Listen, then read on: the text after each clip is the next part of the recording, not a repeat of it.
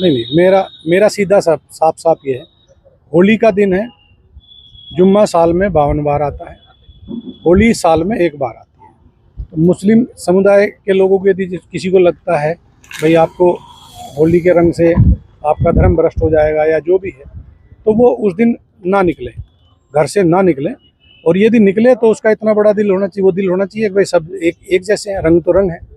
जिस तरह पूरे साल इंतजार करता है मुस्लिम पक्ष ईद का, इसी तरह से होली का भी इंतजार हिंदू पक्ष करता है। जिसको लगता है कि रंग का वो बुरा मानेगा, तो उस दिन किसी भी हालत में अपने घर से ना निकले, अपने घर में रहे, एक दिन घर में रहे। रंग लग जाने से क्या नमाज नहीं होती है? देखिए, शरीयत में होली खेलने को मना किया गया है। रंग के साथ होली खेलना इस्लाम में बिल्कुल मना है, इसमें कोई दो राय नहीं है। लेकिन होली पर मुबारकबाद देना, होली की मिठाई खाना, जो सौहार्द बनाने के लिए, आपसी भाईचारा बनाने के लिए, जैसे हमारे हिंदू भाई हमें ईद की मुबारकबाद देते हैं, आकर हमारी सेवई भी खा लेते हैं, लेकिन हम उनसे ये तो नहीं कहते चलो चलो भाई नमाज़ पढ़ो। नमाज एक आस्था का प्रतीक है, और होली के रंग के साथ खेलना वो भी एक आस्था है। आस्था के साथ न उनको हमारी आस्था के साथ खेलना चाहिए, न हमें उनकी आस्था के साथ खेलना चाहिए। यही हिंदुस्तान का सौहार्द है। मुसलमान ये कहता है कि अगर होली का रंग लग जाता है तो हम नापाक हो जाते हैं, जबकि नापाक इतनी आसानी से लोग होते नहीं है। मान लीजिए मैं मस्जिद जा रहा हूँ, मेरे ऊपर किसी ने रंग लगा दिया, तो क्या मेरी नमाज नहीं होगी? नहीं, देखिए, रंग लगा देना वो एक अलग चीज़ है। रंग उसी संदर्भ में रंग लगा देना एक अलग चीज़ है, किसी ने लगा दिया। दूसरे ये है कि वो रंग, देखिए, इसलिए कहा जाता है नमाज एक बहुत पवित्र इबादत है। उसके लिए बदन का पाक होना, कपड़ों का पाक होना बहुत ज़रूरी है। इसलिए कह दिया जाता है कि हो सकता है ये रंग पता नहीं कहाँ से आया होगा, कैसा पानी उसमें मिक्स हुआ होगा। इसको गारंटी के साथ नहीं कहा जा सकता कि ये साफ पानी होगा, पता नहीं कैसे पानी में मिला लिया गया होगा। तो इसलिए कहा जाता है कि रंग लगे हुए कपड़ों के साथ नमाज ना पढ़ें, जिस पर रंग इस तरह से रंग लग जाए।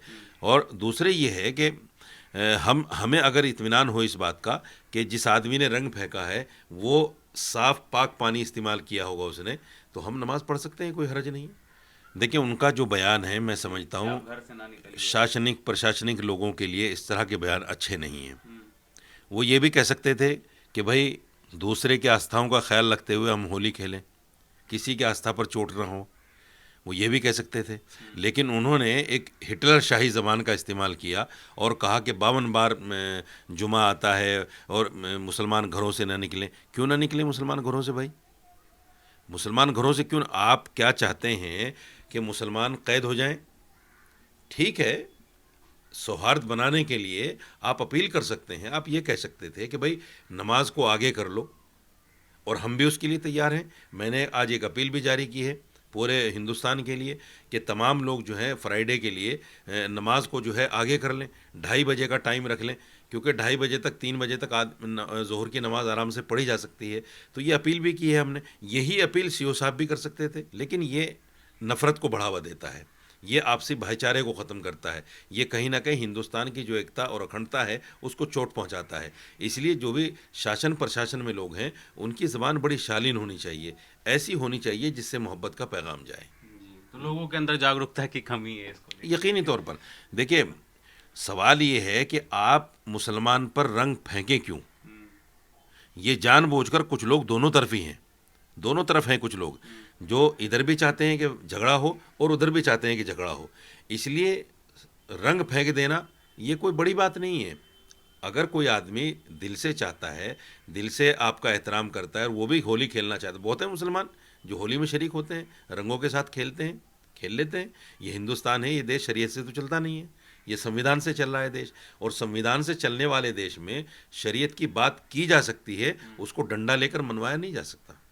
इसलिए हम कहते हैं कि शरीयत में होली खेलना मना है, लेकिन अगर कोई खेलना चाहता है तो खेले, उसको डंडा लेकर थोड़ा ही मना करेंगे।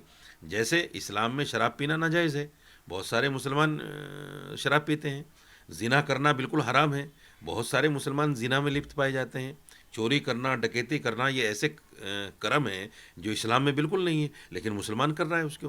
तो हिंदुस्तान जैसे मुल्क में जहाँ इस शरीयत की हुकूमत नहीं है, जहाँ संविधान से हुकूमत चलती है, वहाँ डंडा लेकर किसी को नहीं मना किया जा सकता।